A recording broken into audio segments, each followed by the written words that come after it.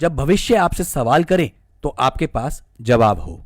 आदरणीय महानुभावों, पिछले दिनों ज़कात फाउंडेशन के अध्यक्ष डॉक्टर सैयद जफर महमूद ने ज़कात फाउंडेशन के कार्यक्रम में बोलते हुए कहा था कि मुस्लिमों को किसी अन्य धर्म के लोगों की तरह यह सुनिश्चित करना चाहिए कि वे देश के शासन संरचनाओं से बाहर ना रह जाएं, यानी इस्लाम से जुड़े लोग राजनीतिक शक्ति के अलावा शासन की शक्तियां भी हासिल करें।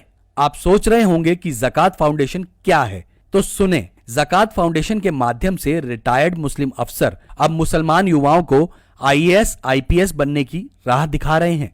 ये अफसर इस संस्था की मदद से हर साल 20 से 25 मुस्लिम युवाओं को सिविल सर्विस की परीक्षा पास करा रहे हैं। यही नहीं, अब मुस्लिम युवाओं की संख्या बढ़ाने के लिए ज़कात फाउंडेशन के अध्यक्ष डॉक्टर सैयद जफर महमूद ने जमीयत उलेमा ए हिंद की मदद से 3 एकड़ जमीन पर डासना में सर सैयद कोचिंग संस्थान के लिए नई बिल्डिंग का निर्माण शुरू कर दिया है। इस संस्थान में युवाओं की तैयारी कैसी चल रही है और तैयारी में उन्हें मदद करने के लिए रिटायर्ड और सर्विस में मौजूद IAS IPS IRS IFS सरीखे अधिकारी भी मदद दे रहे हैं। ज़कात फाउंडेशन भले ही मुसलमान युवाओं की बेहतरी का दावा कर रही हो, लेकिन जिस तरह इन संस्थाओं में सिर्फ रिटायर्ड और सर्विस में मौजूद IAS IPS IRS IFS मुस्लिम अफसर अपना योगदान दे रहे हैं, यह भविष्य के किसी दूसरे एजेंडे को दर्शा रहा है, क्योंकि इस संस्था में मुस्लिम युवाओं को अलग अलग कोचिंग में भेजा जाता है। हॉस्टल में युवाओं के लिए रहना खाना और स्टडी मटेरियल तक का इंतजाम बिल्कुल फ्री है। आपको भले ही एक पल को यह सिर्फ खबर लगे, लेकिन पिछले वर्ष ज़कात फाउंडेशन ने 51 मुस्लिम उम्मीदवारों को तैयार किया था, जिसमें से 26 ने इस वर्ष सफलता प्राप्त की।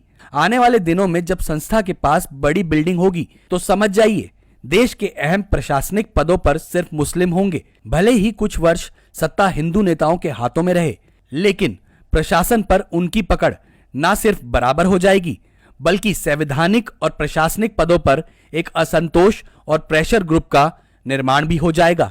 इसका आंकड़ा खुद देख लीजिए दोस्तों। वर्ष 2013, 2014, 2015 और 2016 में मुस्लिमों की संख्या क्रमशः 30, 34, 38 और 36 थी, जो साल 2017-18 में बढ़कर 50 से अधिक हो गई है। और संघ लोक सेवा आयोग यानी UPSC की परीक्षाओं में अल्पसंख्यक समुदाय के 131 युवाओं के चयन के साथ एक नया रिकॉर्ड बनाया। आने वाले वर्षों में जिन तरीकों से मुस्लिमों द्वारा शुरू की अनेकों संस्थाएं आगे बढ़ रही हैं, तो संख्या का अनुपात क्या होगा, आप स्वयं अंदाजा लगा सकते हैं। आपको जानकर हैरानी होगी कि ज़कात फाउंडेशन ज़कात यानी दान के पैसों से चलता है। केवल ज़कात फाउंडेशन ही नहीं, इसके अलावा अल अमीन सोसाइटी बेंगलोर